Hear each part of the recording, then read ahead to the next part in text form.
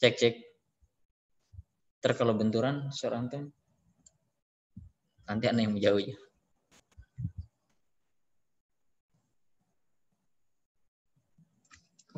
Nah di sana aja. Cek, cek, cek. Kok itu benturan lama-lama? Cek.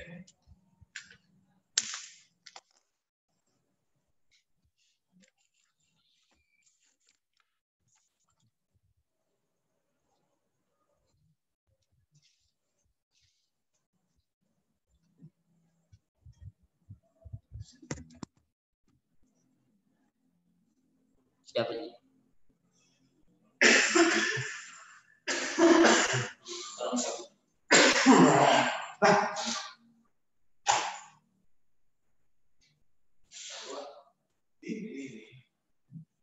Kenapa? Kan susah ada dapat paket itu APD warna merah. Itu kayak setelah paket di Manifest. Penguatan Manifest ini ada DP. Terus Din pernah nonton?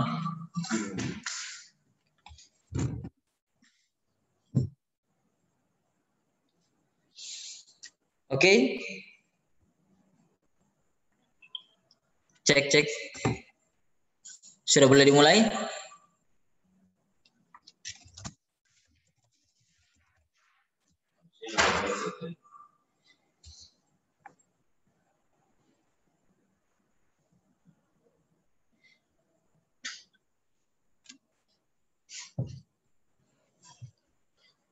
Cek, sudah boleh dimulai?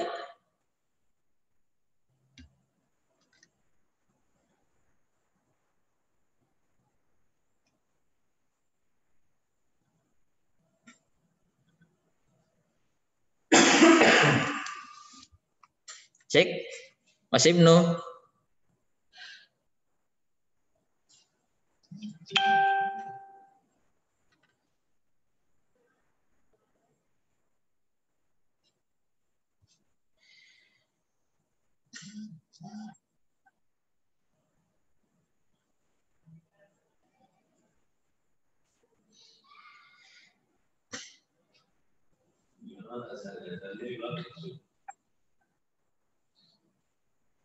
Mas Ibnu, sudah boleh dimulai?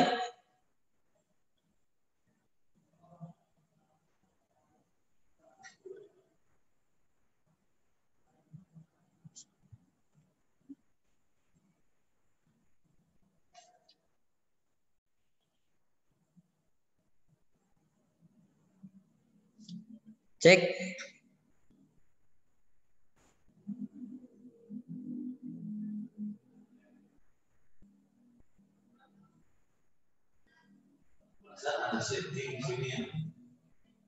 Halo, Assalamualaikum. Sudah boleh dimulai? Sudah keluar, tinggal berdua ini di dalam. Apa?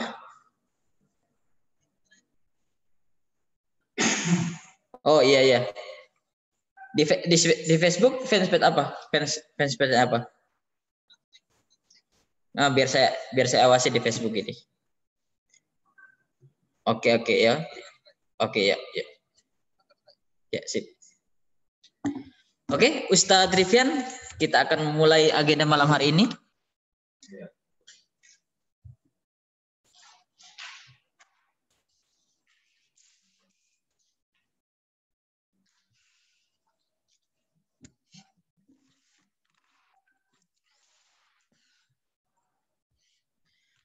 Oke, bismillahirrahmanirrahim. Assalamualaikum warahmatullahi wabarakatuh. Alhamdulillahirabbil alamin wa binasta'in wa ala umuri dini waddin. Assalatu wassalamu ala nabiyina Muhammadin wa ala alihi wa ashabihi ajmain. Amma ba'du. Alhamdulillah yang terhormat di sini kepada Bapak Haji Rifian Panigoro MA selaku dosen IAIN Sultan Amir Gorontalo, yang saya sendiri Dian Adi Perdana MM yang insya Allah akan mendampingi beliau dalam kegiatan Road to ICS HIS 2022 yang akan diselenggarakan tanggal 23 sampai 25 Oktober 2020. Nah, bertepatan dengan kegiatan itu, maka kami panitia menyelenggarakan kegiatan Road to, ya, menjelang menuju kegiatan ICS HAIS yang akan diselenggarakan kurang lebih 2 hari lagi, ya, insya Allah di hari Jumat sampai hari Ahad atau hari Minggu. Ya. Di sini pada malam hari ini, insya Allah kita akan ngobrol bareng dengan Bapak Haji Rifyan Panigoro, MA, yang begitu dahsyat. Beliau adalah seorang ustadz, seorang dosen juga. Beliau alumni dari PT IKI Jakarta dan juga dari IIKI Jakarta, yang insya Allah beliau adalah orang yang akan menjadi tokoh besar di Gorontalo di masa depan nanti. Nah, beliau adalah seorang dosen di IAIN Sultan Hamengkubuwono Gorontalo di program studi ilmu hadis, ya, Fakultas Usuluddin dan Dakwah, yang nantinya kita akan sedikit membahas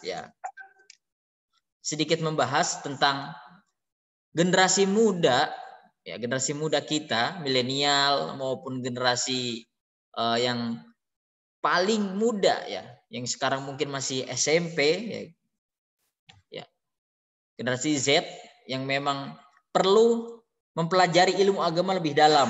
Yang dulu kita ketika masih kecil, ketika masih belia, orang tua kita selalu mengarahkan kita untuk selalu mengaji, untuk selalu belajar agama Islam. Akan tapi dengan kondisi saat ini yang lebih modern, adanya gadget, teknologi, laptop, dan sebagainya, dengan berbagai aplikasi atau platform yang memang sudah mendunia, seperti TikTok, WhatsApp, Facebook, Instagram, dan gadget itu dengan aplikasi-aplikasi atau platform yang ada itu bisa melalaikan seseorang untuk meninggalkan dunianya, ya. Yang memang kalau di range antara usia 10 sampai 20 memang wajib belajar, akan tapi dengan adanya aktivitas tersebut di dunia maya, hal itu bisa membuaikan mereka sehingga mereka tidak ingin belajar. Oke. Nah, oke Ustaz Rifyan, pada malam hari ini, ya, kita akan membahas, ya, tentang generasi muda. Bagaimana generasi muda menjalani atau belajar agama di era disrupsi seperti ini. Oke. Kepada Ustadz Haji Rifyan Panigoro MA, dipersilahkan. Ya, baik. Terima kasih. Bismillahirrahmanirrahim. Assalamualaikum warahmatullahi wabarakatuh.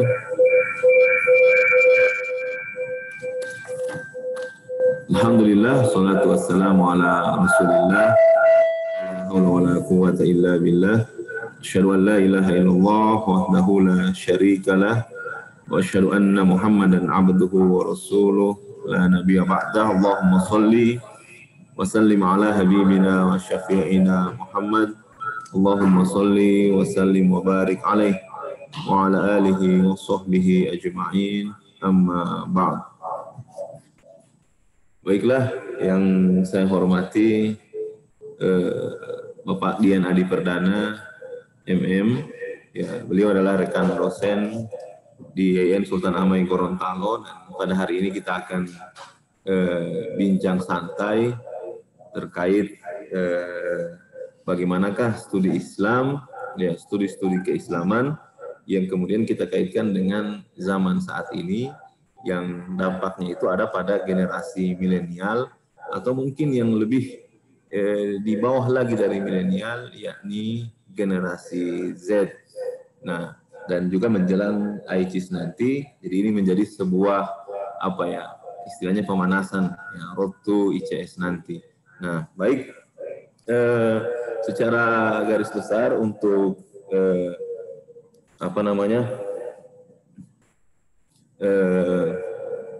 generasi itu, ya, dia terbagi beberapa, ya. Ada yang kita sebut dengan senior, milenial, dan kemudian ada generasi Z.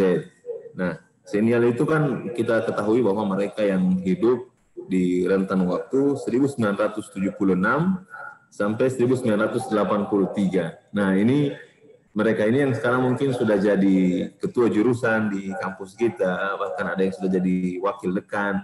Ya, kalau rektor ya nggak tahu ya apa sudah ada atau belum yang sudah jadi rektor di range kelahiran 76 sampai 1983. Mungkin sudah ada.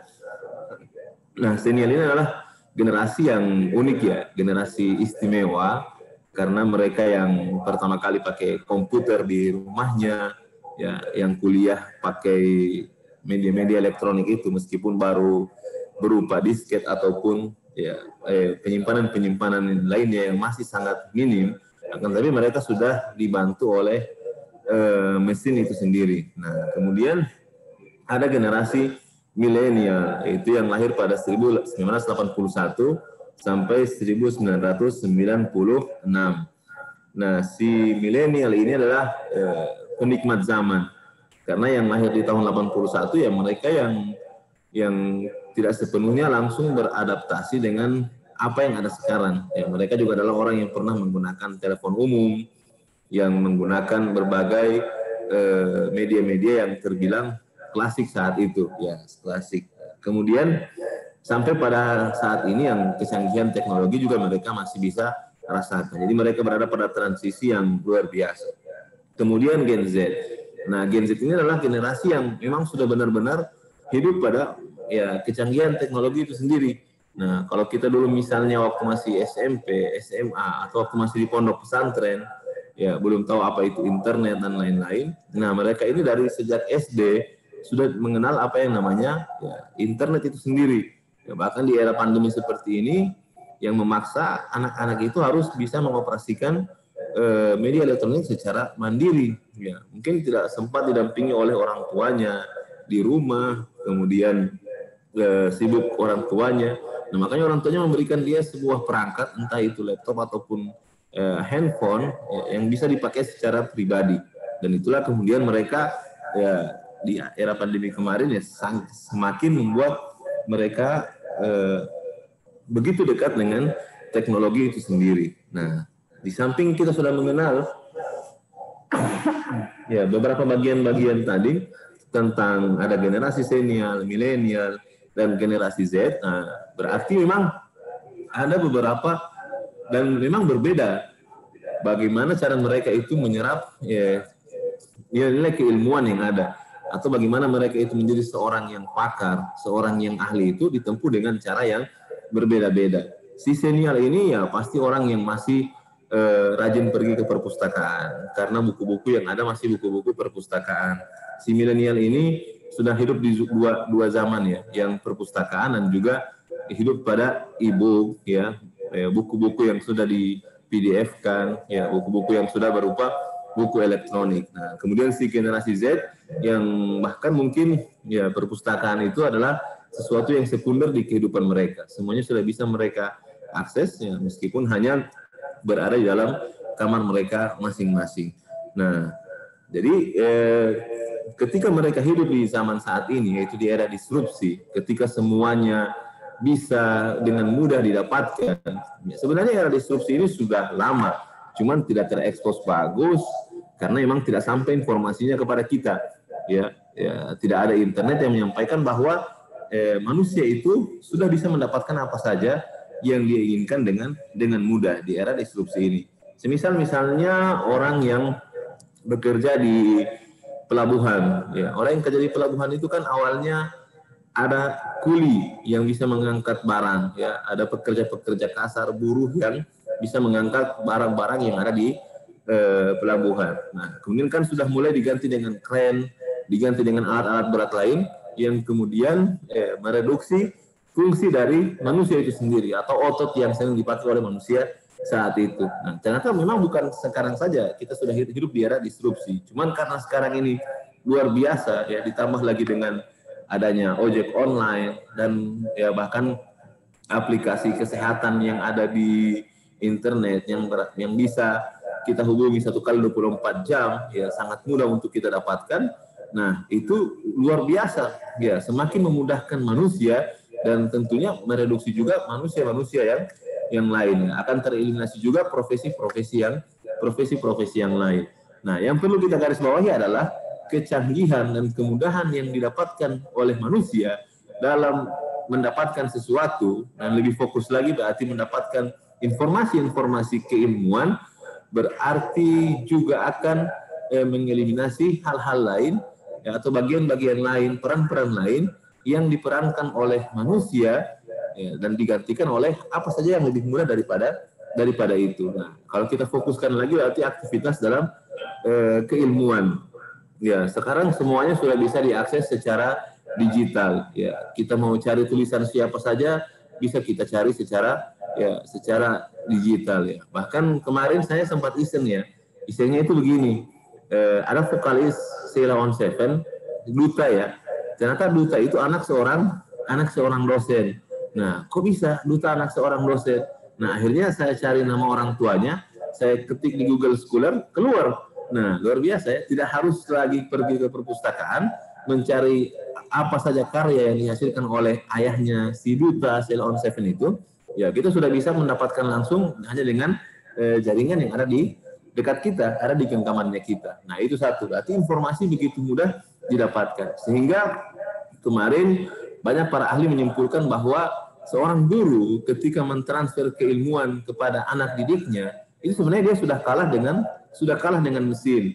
Ya, apapun yang dia inginkan itu sudah kalah dengan teknologi. Ya, si guru masih mengingat, ya si anak sudah bisa mencari apa yang ingin dia tanyakan kepada Google, ya, apa saja yang bisa didapatkan melalui ya internet. Nah, si guru masih menghayalkan apa sih yang dulu sudah pernah saya pelajari. Nah, orang sudah bisa mengakses lebih cepat daripada apa yang ada dalam pikirannya sang guru tersebut. Sehingga si guru hanya dituntut untuk bisa mendidik secara karakter saja, karena karakter adalah sesuatu yang tidak bisa dibentuk oleh mesin.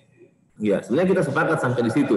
Tapi apakah kita akan menyepakati semuanya bahwa sang guru ini tidak lagi dibutuhkan untuk mendapatkan keilmuan, semuanya serba mesin saja, dan si guru hanya mengambil peran sebagai orang yang menanamkan karakter kepada anak tersebut.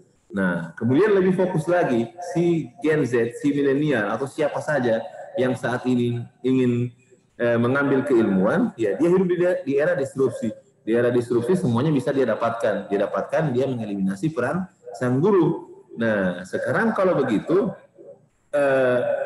kepada siapakah dia belajar? Nah, maka dia akan belajar kepada media-media internet yang mudah untuk dia dapatkan. Nah, pertanyaan terbesar yang bisa kita dapatkan di sini adalah, kalau begitu, di manakah kepakaran seseorang itu? Ketika ilmu yang dia dapatkan ternyata memiliki sumber-sumber lain, dan itu ya secara keilmuan tidak dapat dipertanggungjawabkan. Ya, karena dia mendapatkannya bukan dari seorang guru. Ya, dia baca di situs A, situs B, situs C dan sebagainya. Nah, sehingga keilmuan tetap juga didapatkan. Nah, sehingga yang dipertanyakan adalah di batas manakah kepakaran seseorang ketika dia tidak mengambil ilmu tersebut langsung dari para pakar. Nah, sehingga kita akan mendapati ada yang disebut dengan Ustadz Google. Ya, kita akan mendapati orang yang tidak punya basic agama, ya, kemudian dia belajar agamanya lewat Google, sudah bisa kemudian dia ceramah, ya, atau orang yang memutuskan hukum yang ada, sehingga dia ya bisa ya menghukumi sesuatu, padahal dia mungkin tidak pernah belajar kaidah fikih sebelumnya, kaidah usuliyah sebelumnya, hanya karena belajar dari internet yang ada. Maka dari manakah kepakaran itu bisa kita dapatkan? Nah, misalnya sebuah contoh misalnya seseorang sering mengetik di internet itu apakah hukum? Dia sering mengetik apakah hukum. Nah, sehingga saya pernah mendapati seseorang, dia berkesimpulan seperti ini.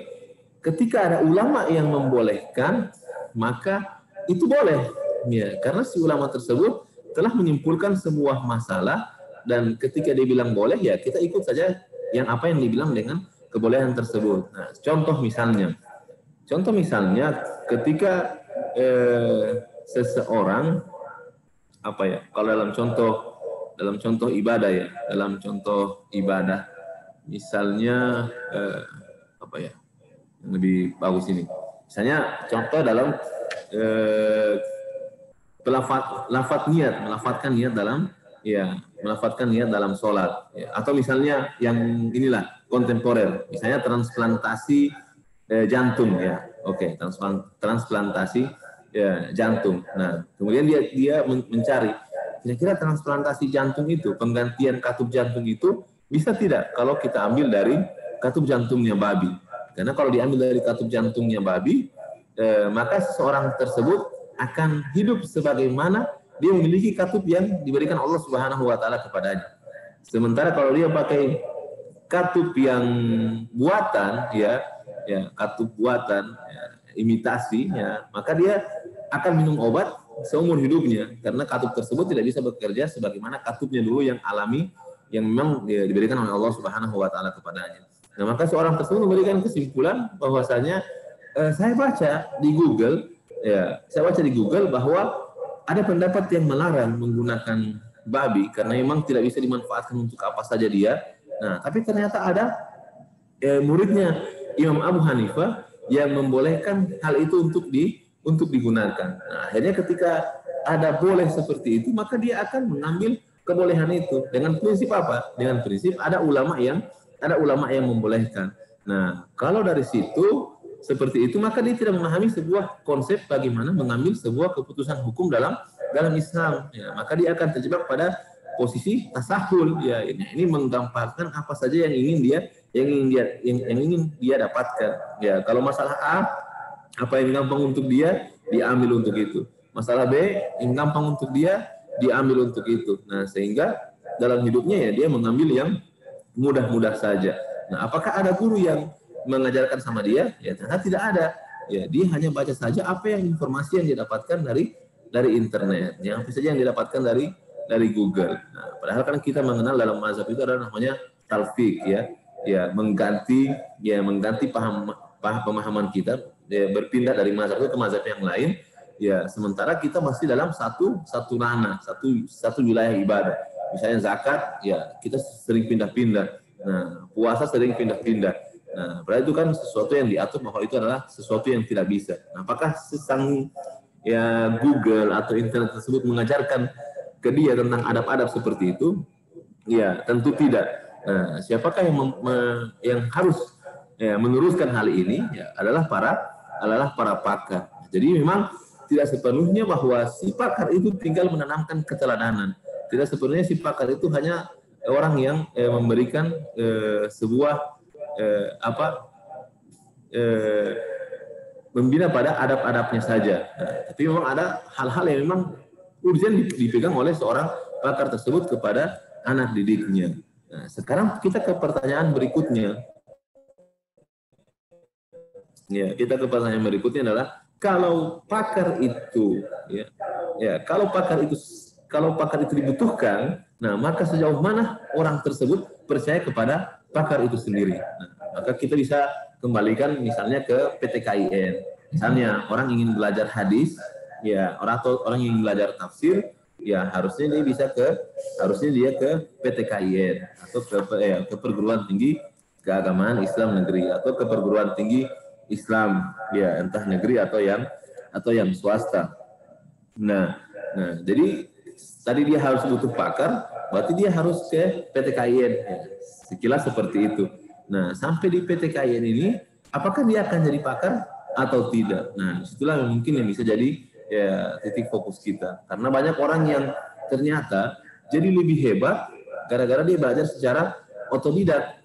Nah, tapi berbahaya baginya karena tidak ada guru yang mengarahkan kepadanya. Sementara di sisi lain ada orang yang pakai guru kuliah dulu dalam kelas, tapi karena tidak menjadi seorang yang benar-benar memahami, jadi sebagai seorang pakar yang memahami. Nah, seperti contoh misalnya, apakah harus ada perubahan yang kita lakukan sehingga seorang yang datang untuk belajar agama Islam, belajar studi-studi keislaman, ilmu-ilmu keislaman itu menjadi orang-orang yang benar-benar menjadi pakar pula seperti itu. Misalnya, seorang kuliah di jurusan tafsir hadis, ya. So, kuliah jurusan tafsir hadis. Dia diterima di tafsir hadis, sementara ketika dia sekolah dulu bukan basic pesantren, ya, dia bukan basic pondok, ya hanya sekolah di SMA atau di SMK. Otomatis ketika dia masuk ke perguruan tinggi, ya, ke perguruan tinggi Islam yang kemudian kurikulumnya sudah disetting sedemikian rupa, nah apakah dia bisa jadi pakar ketika kuliah di situ? Nah, apakah dia jadi pintar, jadi memahami, atau malah semakin miss karena dia ada sesuatu yang hilang, ya. Jadi dari kemampuan yang biasa-biasa saja sebagai alumni SMA masuk ke perguruan tinggi Islam yang ternyata kurikulumnya sudah seperti itu. Contohnya misalnya pembelajaran bahasa Arab. Nah, di SMA misalnya jangankan belajar bahasa Arab, menulisnya saja mungkin belum pernah.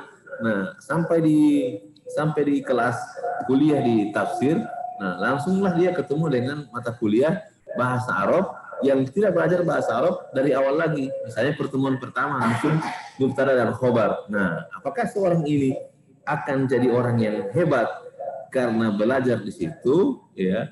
Apakah dia ternyata malah menjadi tidak bisa apa-apa karena ada jenjang yang dia lewati, ya seperti itu. Nah, itu yang kebanyakan jadi sebuah kerisauan. Atau misalnya lagi, ya, ada mata kuliahnya akidah dan filsafat Islam. Nah, akidah dan filsafat Islam ini dibuka untuk semuanya. Ya, tidak ada testing bahwa sudah berapa kitab yang pernah dibaca, atau sudah dari lulusan dari sekolah yang mana yang sudah punya pengantar sebelumnya tentang ini. Nah, kemudian ya misalnya SMA, lulusan SMK masuk ke dalam perguruan tinggi Islam, bertemu langsung dengan akidah dan filsafat Islam. Nah, tanpa dasar-dasar sebelumnya, ya fikih yang kuat, sementara idealnya dia sudah tuntas dulu dengan masalah fikihnya, baru dia bisa belajar masalah akidah dan kemudian masalah filsafat seperti itu.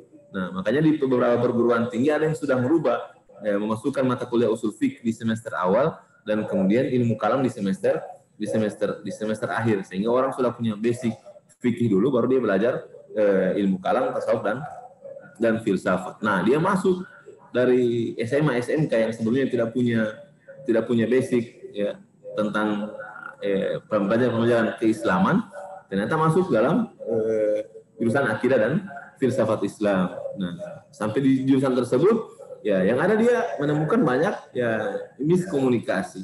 Ya, sebagai contoh ada seorang mahasiswa yang saya temukan mengatakan bahwa sesungguhnya zina itu sesuatu yang tidak masalah. Mengatakan bahwa zina itu adalah sesuatu yang tidak ada masalahnya. Kenapa zina tidak ada masalah? Karena zina itu seakar dengan kata jannah.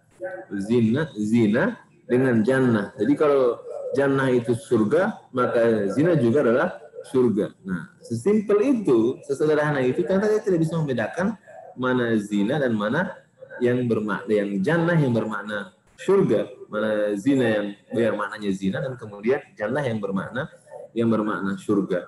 Nah, itu menjadi PR. Apakah mahasiswa tersebut, ya, ketika dia kuliah harus tinggal di pondok pesantren, ataukah perguruan tinggi itu menyediakan fasilitas kepada dia untuk belajar dulu dari awal, ya, atau seperti apa? Ya, dia masuk belum bisa mengaji, yang ditawarkan kepada dia adalah pemikiran-pemikiran yang berat-berat, ya, sehingga luar biasa.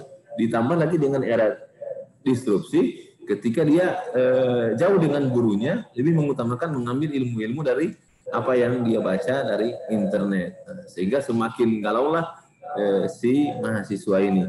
Nah, sehingga kadang kita mendapati ada yang mengaji di sebelah, ada yang mengaji di sini. Nah, kita kan mengharapkan dia mengajinya di PTKIN karena ada guru-guru yang pakar di situ. Nah, tapi banyak problem yang bisa didapati seperti itu. Ya, mungkin ditambahkan dulu sama moderator. Oke, ketika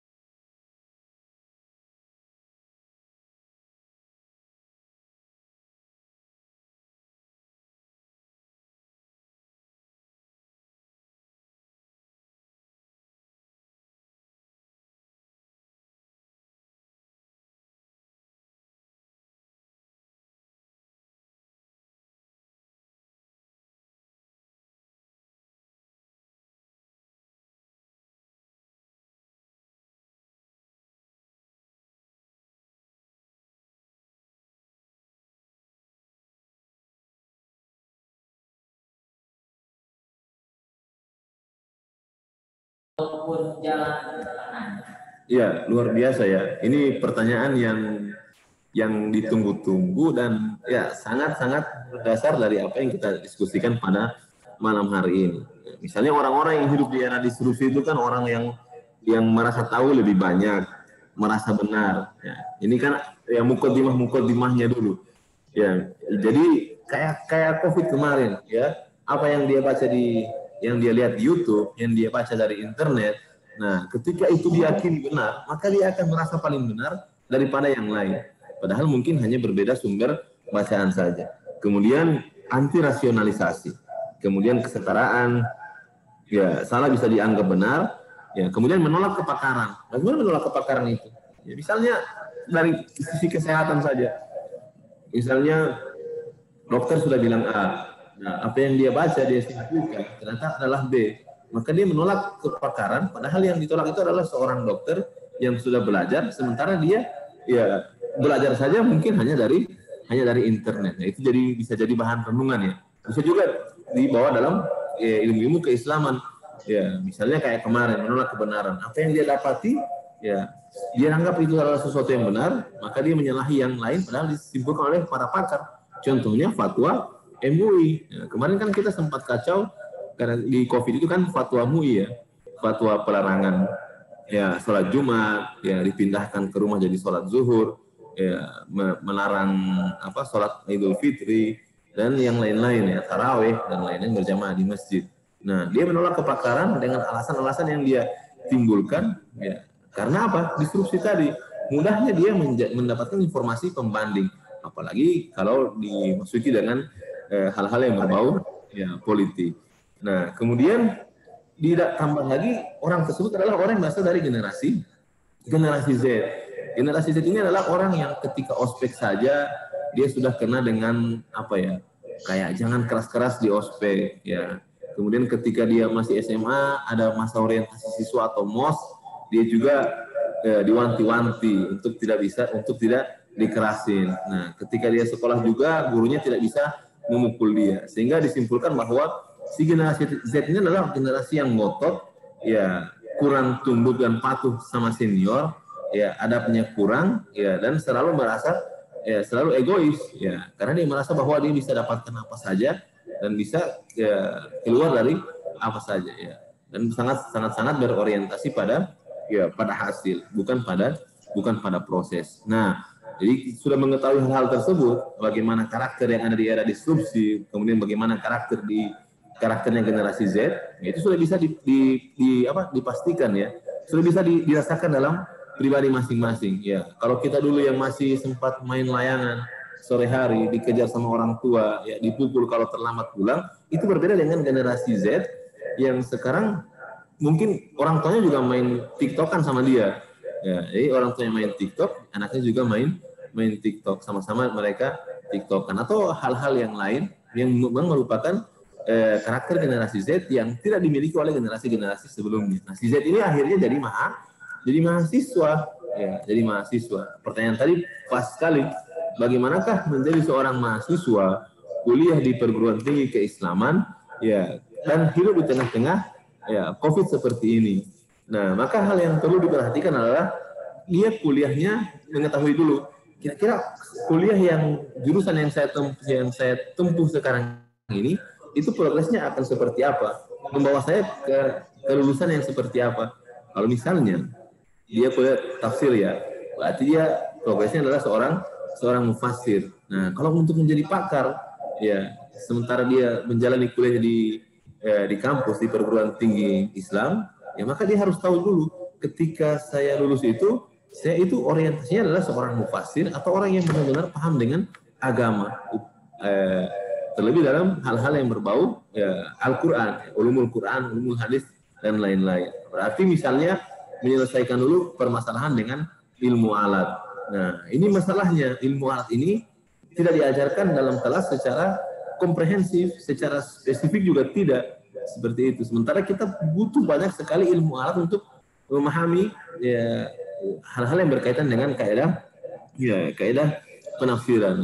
Dia punya disiplin ilmu tertentu, Ya, ada perbedaan makna hakiki, makna majazi yang tidak bisa didapatkan kecuali orang ini benar-benar menguasai ilmu alat. Nah, sekarang dia hidup di COVID. Ya, susah untuk mengakses ya beberapa hal.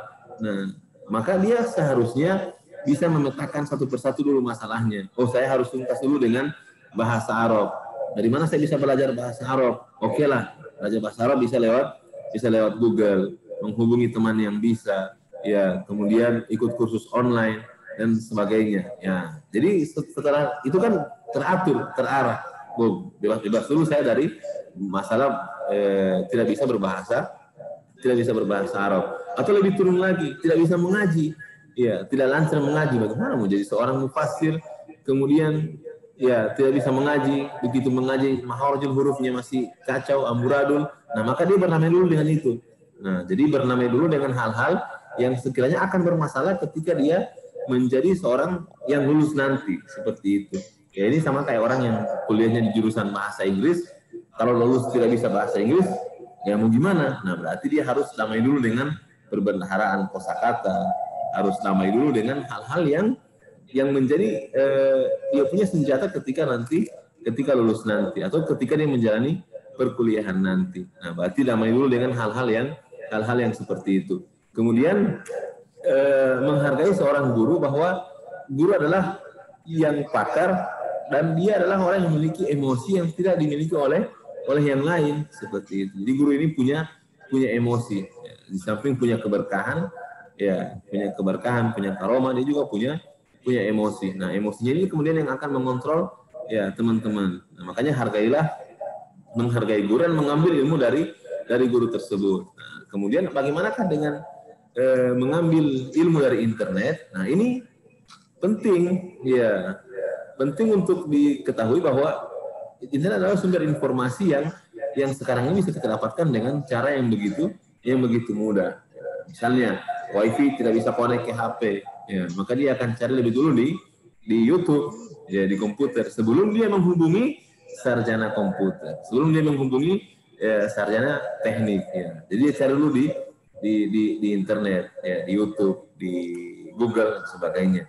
Nah, baru kalau tidak ketemu, nah baru dia pindah lagi bertanya langsung kepada pakar yang ada. Nah, maka tidak masalah. Ini bisa dicari dari mana saja. Nah, tapi dia harus tahu bahwa ada aturan-aturan main yang harus dia sadari. Misalnya ketika dalam tafsir, ya, dia punya sebuah ayat, dia bisa baca ayat tersebut dalam kitab terjemahan. Nah, tapi kan dia harus tafsirkan. Nah, tidak bisa sembarangan dia menafsirkan ayat tersebut, ya, karena nanti kayak misalnya ayat-ayat peperangan, ya, ada konteks-konteks yang berbeda yang harus memang benar-benar ditanyakan kepada pakarnya. Nah, jadi itu, ya, menyusun dulu apa rencananya, dia lulusnya mau jadi apa, ya, setelah itu berdamai dengan hal-hal yang dia butuhkan, ya, seperti hal-hal yang dia butuhkan. Mau jadi PAI, pendidikan agama Islam, mau mengajar nanti Quran hadis, mau mengajar SKI, mau mengajar akidah akhlak, ya, kalau begitu apa yang harus tuntas? Oh, berarti wawasan yang harus diperbanyak. Jangan sampai pas jadi guru Quran hadis, ternyata tidak ada ayat Al-Quran yang dihafal. Jadi guru hadis tidak ada hadis yang dihafal. Guru SKI, ya, sejarah Abbasiyah, ya, kemudian Bani Umayyah, Abdurrahman, ya, sampai pada Khalifah Utsmaniyah, dia tidak bisa dia kuasai. Itu dulu bernamai dengan hal-hal yang seperti itu. Kayaknya kalau itu sudah selesai, barulah dia mencari ilmu sebanyak-banyaknya. Nanti filternya dari gurunya. Ya, kalau ada ungkapan, kalau tidak punya guru, maka seseorang itu akan menjadi orang yang tidak beradab. Itu benar sekali. Jadi guru yang akan memfilter apa sumber bacaan yang sudah kita dapatkan. Mungkin bagaimana? Kalau masih ada pertanyaan yang lain? Nah, begini Ustadz, ada lagi ini Ustadz. Nah, dengan adanya era disrupsi ini, ditambah lagi adanya wabah COVID-19 yang membatasi proses belajar mengajar antara siswa dengan guru, antara dosen dengan mahasiswa. Nah, di sini ada hal minus, ya, ini terkait membangun karakter siswa atau mahasiswa atau murid, gitu ya.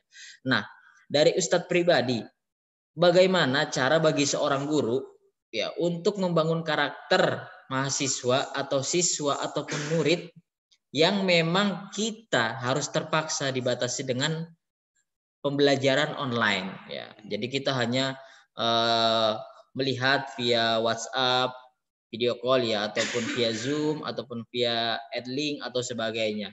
Nah, ketika kita bertemu langsung, biasanya kita bisa memberikan nasihat-nasihat, bisa langsung memberikan contoh bagaimana berperilaku yang baik. Akan tetapi ketika pembelajaran online ini, kita selalu dibatasi, apalagi dengan temuan-temuan bahwa mereka ketika sedang belajar, ya kadang hanya timbul fotonya saja, kadang hanya timbul namanya saja, inisialnya. Jadi mereka tidak menampilkan wajahnya, bahkan tidak berinteraksi secara baik. Nah itu dari Ustadz sendiri, dengan adanya minusnya pembangunan karakter kepada murid, ya, atau sulitnya pembangunan karakter kepada murid dari seorang guru. Nah dari antum bagaimana ya Ustadz ya? Mungkin ada tips, ada masukan bagi seorang pendidik atau seorang guru sehingga mudah untuk membangun karakter dengan era yang disrupsi dan wabah COVID-19 dengan pembatasan yang begitu besar seperti ini. Ya, Masya Allah. Ya, pertanyaan yang luar biasa. Ya, bertanya tentang tips seorang pendidik. Ya, di era yang memang seperti ini. Ya, saya itu ingat sekali. Saya punya seorang dosen tafsir yang saya kagum sama dia, kagum ke dosen tersebut.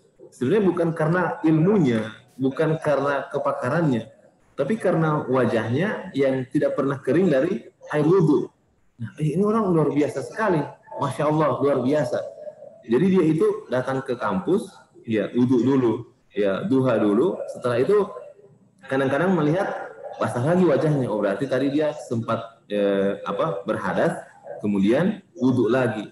Nah sehingga apapun yang disampaikan oleh dosen tersebut, entah dia menyampaikannya dengan suara pelan, dia menyampaikannya dengan berapi-api, bahkan ketika dosen tersebut capek, ya, dia menunggu diskusi makalah tertidur, tidak ada sama sekali yang berani keluar, tidak ada sama sekali yang berani ribut, dan sebagainya. Sehingga apapun yang diucapkan si dosen ini diterima dengan baik oleh para mahasiswanya, tidak ada yang mau berbohong kepada dosen tersebut, hanya gara-gara karakter yang dia tampilkan. Ya, sederhananya orang ini terlalu istimewa untuk kita kibulin. Orang ini terlalu istimewa untuk kita hianati. Orang ini terlalu istimewa untuk kita bohongi. Nah, luar biasa. Cuman gara-gara apa? Cuman gara-gara wudhu yang selalu basah di badannya. Itu kan istimewa ya. Hal-hal yang bukan bicara keilmuannya dulu, ya baru bicara karakternya. Nah sekarang karakter itu ternyata penting sekali, luar biasa. Ya, itu memberikan sebuah sentuhan kepada anak didik bahwa dia punya guru yang karismatik. Ya, dia punya seorang dosen atau guru yang karismatik, yang memberikan teladan yang luar biasa. Dia tidak berani berbohong kepada guru itu, dia tidak berani menyakiti hati guru tersebut. Nah, ini yang hilang sekarang di era pandemi. Ya, dosen itu atau guru itu senyumnya saja itu adalah sebuah pelajaran yang berharga. Cara jalannya saja adalah pelajaran yang berharga. Bagaimana cara dia menulis di papan tulis juga adalah pelajaran yang berharga. Nah, semua karakter-karakter yang ada saat itu, yang biasa kita jadikan sebagai penggugah, sebagai motivasi, sebagai keteladanan, ya, ini tidak kita temukan di era pandemi ini. Ya, bagaimana layar kecil, ya, via Zoom, tidak bisa melihat apapun, tidak bisa dilihat. Ya, bahkan saya punya seorang dosen yang saya kagumi karena dia tidak pernah berdiri di wilayahnya perempuan.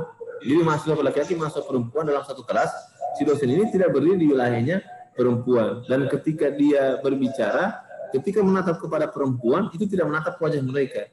Dia hanya memalingkan kepalanya, tapi pandangannya tetap ke bawah. Nah, lalu kembali lagi kepada mahasiswanya yang laki-laki. Itu kan, ini maksudnya, Masya Allah, ya, masih muda, ganteng, keren, dan sangat beradab seperti ini. Nah, itu belum mengajarkan ilmu dia, baru keteladanan yang dia berikan, sudah luar biasa kita mendapatkan pelajaran. Apalagi kalau ada ilmu yang dia sampaikan.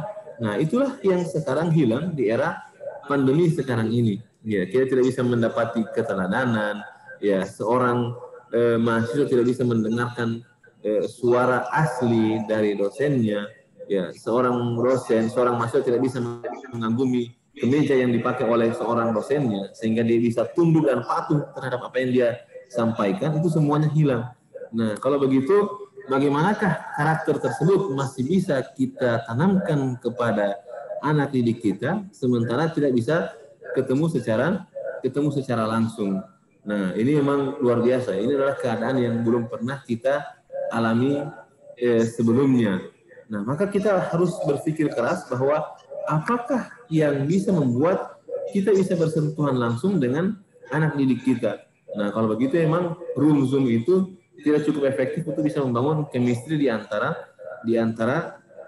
guru dan anak didiknya, antara dosen dan mahasiswanya. Nah, misalnya mungkin dosennya bisa telepon langsung, atau mungkin dosennya bisa merubah pembelajaran, misalnya dia membuat sebuah video yang bisa terlihat gerak-geriknya, diupload ke YouTube, pembelajarannya seperti itu, sehingga mahasiswanya, anak didiknya bisa melihat bagaimana penampilan asli dari seorang guru tersebut.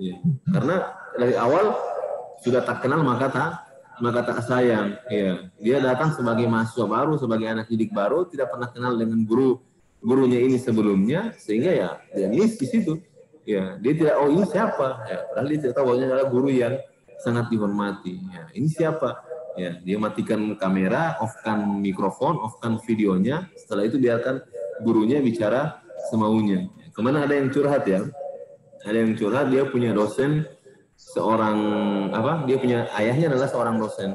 Ayahnya ini sudah sepuh, Ayahnya ini setiap malam bikin PowerPoint, bikin bahan ajar untuk diajarkan kepada mahasiswanya. Nah, kemudian si anaknya ini bertanya, Pak, emang nggak capek apa setiap malam begadang bikin PowerPoint seperti ini? Kemudian ayahnya itu menjawab bahwa sesungguhnya anak didikku itu membutuhkan ilmu yang banyak dan mereka adalah hak mereka untuk mendapatkan itu. Dan itu adalah kewajiban saya. Nah, besoknya ketika si ayahnya itu sebagai seorang dosen memberikan mata kuliah via Zoom, tiba-tiba anaknya itu mengintip, melihat layar laptop itu, dan dia sangat sedih sekali ketika ternyata banyak sekali yang meng-off-kan mikrofonnya, meng-off-kan videonya, sehingga mereka la yamutu wala yahya, tidak hidup dan juga tidak mati dan juga tidak hidup bainas sama wal ard, gentayangan seperti itu. Nggak tahu ada di mana, tidak tahu apakah mereka mendengarkan apa yang disampaikan oleh dosen tersebut. Nah, sehingga dia sedih sekali dia sedih, ayahnya begadang sampai tengah malam, ternyata yang menerima apa yang ayahnya usahakan itu ternyata tidak ikhlas. Ini kan pertanyaannya adalah kita sebagai pendidik kepada anak didik. Kalau anak didik kepada pendidik, mungkin kita akan mengatakan bahwa Anda harus ikhlas, bahwa ilmu itu adalah ada keberkahannya, ilmu itu seperti ini. Nah, berarti memang mungkin bisa disetting juga pertemuan secara offline sehingga mereka bisa tahu siapa gurunya. Memang susah sekali chemistry itu susah sekali. Bahkan pegangan bahu dari seorang guru laki-laki ke pundak yang anak didiknya laki-laki itu sangat-sangat luar biasa. Kalau hubungan-hubungan yang intim seperti itu tidak bisa dibuat via Zoom, susah juga. Nah, mungkin kalau mahasiswanya sedikit, mereka bisa buka komunikasi yang lebih verbal, bukan hanya komunikasi via Zoom seperti ini. Berarti persepsi dari seorang dosen atau pendidik itu harus jauh lebih banyak dibanding dengan isi materi yang tegang-tegang. Misalnya ada kuis dulu di awal. Kemarin itu ada kuis yang pakai aplikasi kuisis itu Nah, ada hitungan waktunya. Nah, itu kan bikin mereka seru, dan mungkin ada hukuman-hukuman bagi orang yang keluar dari aturan-aturan mata kuliah. Misalnya mata kuliah harus off video, harus di-off-kan videonya. Nah, baru bikin dia punya kayak kuis-kuis seperti itu yang bisa ada interaksi dua arah antara dosen dengan mahasiswa. Mungkin akan ada satu pertemuan di mana have fun saja yang terjadi di situ, sehingga si anak didik ini merasa bahwa ini guru saya, ini guru favorit saya, dia bisa membuat saya senang, bisa membuat saya tertawa, saya bahagia. Nanti pertemuan berikutnya ya materinya lebih full. Nah, berikutnya lagi banyak bercandanya lagi. Nah, sehingga chemistry itu terbangun. Ya, kalau datang langsung mengajar ya mereka akan menganggap bahwa ini siapa. Tidak ada hubungan mati yang terjalin antara dosen dengan mahasiswa. Ya, mungkin setelah itu ada percakapan-percakapan ringan. Tugasnya juga mungkin lebih unik-unik ya. Di-upload ke Instagram, nanti mereka ada komunikasi lagi dalam Instagramnya. Di-upload ke YouTube, ada komunikasi lagi di YouTube. Ya, intinya adalah memperbanyak komunikasi. Tapi susah juga ketika sang pendidik ini memiliki kelas yang banyak. Ya, bagaimana dia mengenali satu persatu, sementara dia memiliki jumlah mahasiswa yang banyak, kelas yang banyak. Ya, seperti itu. Nah, kita berdoa saja semoga keadaan bisa kembali normal. Ya, amin, amin, amin. Alhamdulillah tadi banyak sekali nasihat dari Ustadz Rifyan ya terkait pembelajaran bagi murid, bagi siswa, bagi mahasiswa, terutama ilmu agama yang dipelajari ketika di masa era disrupsi ini, apalagi ditambah dengan adanya wabah COVID-19. Nah, ini ada lagi Ustadz ya, ada lagi Ustadz. Nah, dia ini galau katanya, galau. Dia ingin belajar agama secara baik, secara maksimal ya. Tapi dia ini terbatas dengan guru. Ya, guru. Karena apalagi tanpa COVID-19, orang juga takut untuk bertemu, belajar secara privat ya, karena memang dari minim sekali dia tidak tahu, mengaji pun kurang. Dan dia ingin belajar privat. Nah, mungkin Ustadz bisa memberikan saran ataupun masukan bagaimana cara untuk bagi seorang murid yang ingin belajar secara privasi yang memang bisa menuntun dia dengan baik sehingga dia bisa paham dengan ilmu agama. Ya, minimal membaca Al-Quran, tahu hukum-hukum Islam secara dasar dan sebagainya, ya, fikih dan sebagainya. Oke, Ustadz silahkan. Baik, ya luar biasa ya pertanyaannya. Nah, ini juga pernah terjadi kepada beberapa teman saya ketika mereka menemukan hal yang sama. Kalau dalam pembelajaran ingin belajar agama secara maksimal terbatas dengan guru, atau ada masalah berikutnya susah menjangkau apa yang ada di kelas dengan apa yang kemampuan dasar yang dia miliki. Saya ingat sekali waktu itu di semester 1 kelas tafsir ya, tiba-tiba ada mata kuliah yang namanya ilmu balaghah ya, ada mata kuliah yang namanya ilmu balaghah. Ilmu balaghah ini oleh seorang mahasiswa adalah hal baru ya. Ini apa namanya ini, makhluk dari mana ini ya, mungkin karena dia awalnya hanya SMA, SMK, tapi ya dia namanya mau usaha ya, oke lah kuliahnya tafsir.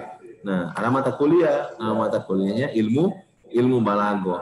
Nah, di tengah-tengah kebingungannya apa itu mata kuliah ilmu balaghah, seperti apa modelnya, ada mahasiswa lain yang angkat tangan, protes. Ya, Pak, emang nggak bisa ya mata kuliah ilmu balaghah ini dihapus saja? Kami ini sudah bertahun-tahun belajar balaghah, dari pesantren belajar balaghah, ternyata sampai di kelas ini ada balaghah juga, atau ganti aja namanya jadi balaghah Qur'aniyah. Jadi memang langsung praktek kepada ayat-ayat Al-Quran yang ada balaghahnya seperti itu. Nah, akhirnya si orang ini semakin bingung lagi. Dia baru kali ini dengar apa itu ilmu balaghah. Ternyata teman di kelasnya sudah terlalu biasa dengan balaghah ini. Akhirnya karena balaghah adalah kurikulum yang harus dilewati, maka dipadukanlah ilmu balaghah dasar.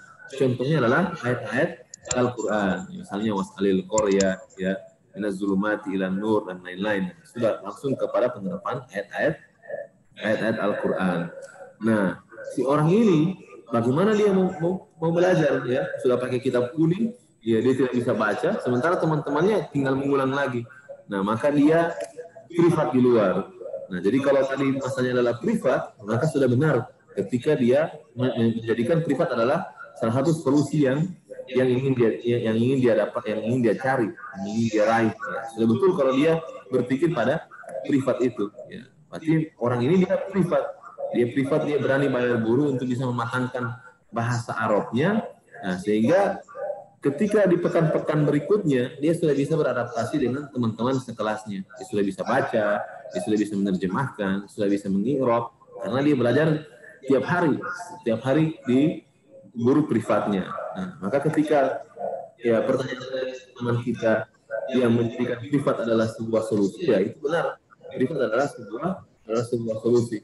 Karena memang kadang susah untuk kita mengimbangi apa yang ada di dalam kelas dan apa yang kemampuan dasar kita. Atau misalnya memang kita ingin belajar sesuatu yang tidak diajarkan dalam kelas. Seperti itu. Misalnya kuliahnya jurusan teknik ingin belajar baca kitab kuning, atau kuliahnya jurusan farmasi ingin belajar bahasa Inggris. Nah, itu bisa ya privat seperti itu. Nah, maka kemudian bagaimanakah menentukan guru privat ini? Ya, jadi memang begitu ya pertanyaannya. Iya, betul, Ustadz, betul. Ya, menentukan guru privat ini. Menentukan guru privat ketika dia memang malu sekali untuk belajar, dan ya karena minder istilahnya seperti itu ya. Apalagi anak sekarang malu, minder karena yang lainnya lebih bisa ataupun lebih mumpuni, tapi dia ingin belajar mendalami agama Islam, dia minder. Bagaimana caranya Ustadz untuk menemukan guru ataupun tips supaya dia bisa belajar secara intens dan privasi? Ya. Masya Allah. Ini privat sudah merupakan solusi yang pas ya, di tengah banyaknya solusi. Cuman kalau misalnya ke tempat-tempat yang umum, ya kadang tidak intens, dan kadang masalah itu tidak terselesaikan secara sempurna, karena memang disampaikan secara umum. Nah, sekarang bagaimanakah menentukan privat yang pas ya, untuk seseorang? Nah, dia bisa bertanya kepada orang lain, sehingga orang-orang yang akan memberikan rekomendasi kepadanya. Ya, misalnya ada orang lain yang lebih paham bahwa di sini ada orang yang lebih hebat, dan dia bersedia memberikan jam tambahan kepada Anda. Nah, berarti sudah bisa privat kepada orang tersebut. Jadi minta rekomendasi ini adalah salah satu cara yang cukup ideal, ya, menimbang-nimbang yang ada si A dan si B. Si A merekomendasikan si C, si B merekomendasikan si D. Si A lebih hebat daripada si B. Oh, berarti mungkin rekomendasi si A lebih bagus juga daripada rekomendasi si B. Nah, nanti kan bisa dievaluasi. Kalau tidak cocok dengan si guru privat yang ini, maka bisa pindah ke guru privat yang lain. Ini tidak perlu ya. Insya Allah antara si anak guru privat dan si pemberi privat ini ada simbiosis mutualismenya. Ya, jadi dia butuh ya, kita juga yang privat juga butuh ilmunya. Jadi jangan ada rasa minder di dalamnya. Nah, cuman karena ini privat seperti ini kan, ya kalau dia berbayar lebih bagus lagi. Ya, karena ada rasa rugi, kita sudah bayar.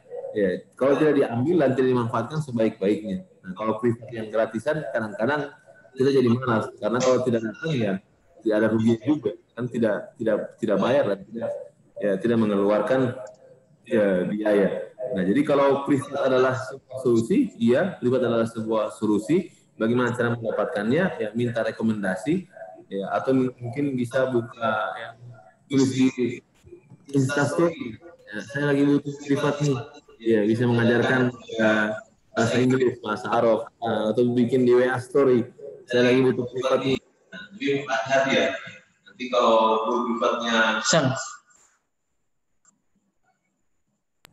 nanti kalau guru privatnya beda jenis kelamin nanti berbahaya juga. Jadi diminimalisirlah hal-hal yang seperti itu. Nah, nanti kalau guru privatnya tidak kompeten, ya, tidak berintegritas, ya bisa diganti dengan guru privat yang lain. Tapi di sini saya memberikan poin bahwa luar biasa sudah menempuh cara yang ideal seperti itu. Karena tidak mampu maka dikejar. Ya, cara mengejarnya salah adalah dengan privat di luar.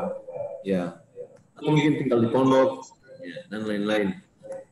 Mungkin ada lagi pertanyaannya? Ya Ustadz, alhamdulillah ini kita sudah sampai selesai di pertanyaan terakhir. Nah, pada inti malam hari ini ya, kita sebagai orang yang belajar, yang ingin belajar menuntut ilmu, ya baik ilmu agama maupun ilmu apapun, ya umum dan sebagainya, di era disrupsi ditambahnya dengan adanya wabah COVID-19 dengan pembatasan yang begitu ketat, ya belajar harus online, kita tidak boleh berdekatan minimal 1 meter, harus menggunakan alat-alat protokol kesehatan dan sebagainya. Ya, maka yang pertama adalah kita harus ikhlas untuk menjalani tersebut. Kemudian kita jangan pernah menuntut hal-hal yang lebih. Ingat, kita harus mengutamakan keberkahan dari seorang guru, keberkahan dari seorang dosen, keberkahan dari orang tua, sehingga kita dipermudah untuk menuntut ilmu walaupun kita dibatasi dengan adanya COVID-19 ini ataupun dengan adanya era modernisasi yang memang membatasi kita dengan berbagai hal, sehingga tidak seperti orang tradisional dulu yang memang kita bisa langsung membaca di kitabnya, sehingga kita mendapatkan guru yang memang profesional dan juga pakarnya. Yang ketiga adalah memotivasi diri kita untuk selalu belajar, ya, untuk selalu semangat belajar, jangan pantang menyerah, jangan pernah minder, ya, jangan pernah minder. Kalau ada teman yang memang lebih pintar, ada teman yang lebih cerdas, ada teman yang memang lebih pandai, sehingga mereka seakan-akan lebih dari kita, tapi kita jangan pernah putus asa. Karena sejatinya kita sebagai penuntut ilmu, orang yang mencari ilmu harus selalu jemput bola. Kalau dalam bisnis itu kita harus jemput bola. Kita yang nyamperin, kita yang mendatangi. Kita yang mendatangi seorang guru ataupun orang yang memang lebih ahli dari kita. Sehingga kita mudah menyerap ilmu yang mereka berikan dan kita lebih mendapatkan keberkahan dan kemudahan untuk belajar. Oke, terima kasih banyak kepada Ustadz Haji Rifyan Panigoro MA yang telah menyempatkan waktunya untuk mengisi di kegiatan Road to ICS HIS 2020. Nah, oke. Kebetulan ya kita sedang berduka cita karena kita telah kehilangan guru kita, ya ayahanda kita, ya Bapak Dr. Kiai Haji Abdullah Syukri Zarkasi MA, seorang tokoh, diri pimpinan dari Pondok Pesantren Darussalam Gontor. Saya secara pribadi memohon kepada Ustadz Rifyan untuk memimpin doa, ya, agar beliau mendapatkan husnul khotimah dan juga mendapatkan ampunan dosa-dosa dari Allah Subhanahu wa taala. Kepada Ustadz dipersilahkan.